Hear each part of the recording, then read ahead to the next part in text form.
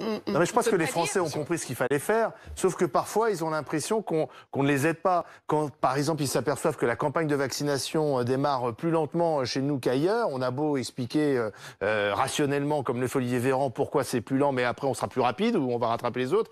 Ils constatent néanmoins que sur cela, ça patine. C'est vrai que la campagne a démarré très doucement et on est quand même derrière encore tout le monde à courir après le vaccin.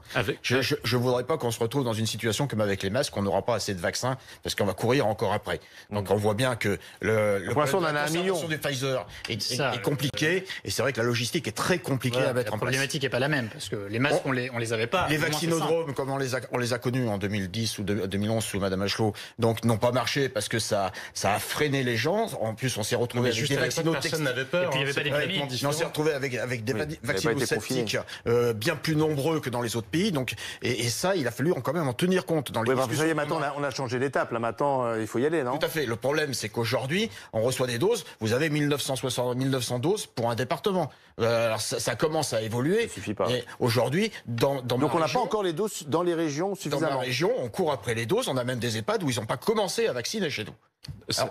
On n'a pas commencé à vacciner dans certains Pourtant, EHPAD. c'est la priorité, les EHPAD. C'était la priorité. Ça va vraiment démarrer, je pense. Alors, c'est avec le Moderna qui arrive, 50 000 ou 60 000 doses la première semaine. Plus facile à transporter. C'est quand même pas énorme. Enfin, 60 000 doses, c'est rien. Ça va vraiment démarrer, c'est avec l'AstraZeneca, quand on va pouvoir l'avoir dans les cabinets des médecins, et que là, chaque fois qu'il va voir un patient... Oui, mais il y a une urgence. Pardon, mais une personne qui meurt dans un EHPAD parce qu'elle attend un vaccin, mais aujourd'hui, il y a quelque chose qui ne va pas, là. Il y a quand même une chose, les EHPAD, c'est bien, mais il y a le personnel soignant. Aujourd'hui, les hôpitaux reçoivent leur dotation.